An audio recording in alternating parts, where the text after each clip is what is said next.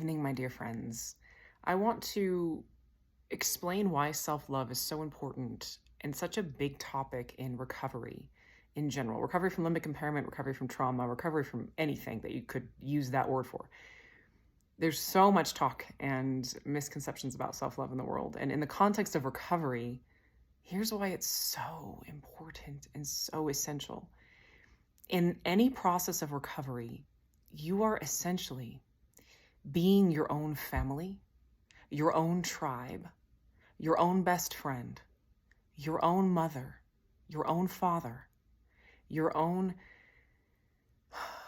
nurturing caretaker and encourager. You have to discipline yourself fully, which is hard to do, especially in any form of recovery. A lot of discipline is involved.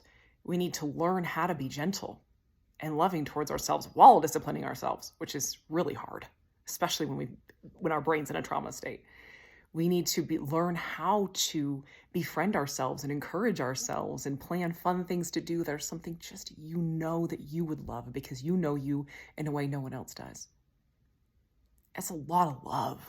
It's a lot of learning what love is, learning how to love.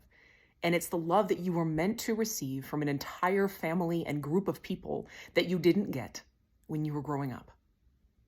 Anyone who has anything they need to be recovering from, by definition, did not receive what they needed when they were a child, which is meant to come from, again, at least 2, if not up to like 30 or more people. And many adults who had their own whole lives behind them. And you're standing in and saying, I will give myself all of that. That's a lot of love.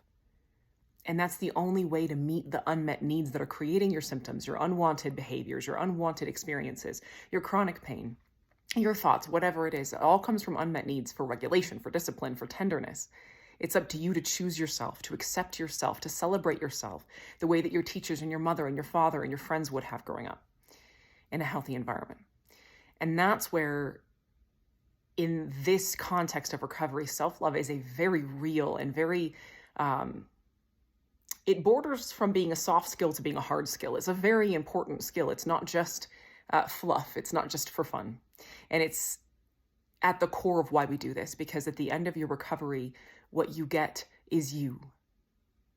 You are the prize. You feeling safe.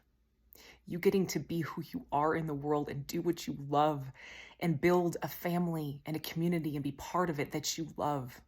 That's the reward. It's not something outside of you. Self-love is a lifelong journey for those of us in the process of recovery that starts here at the beginning. And it's a practice we come back to. When we fall off, we come back.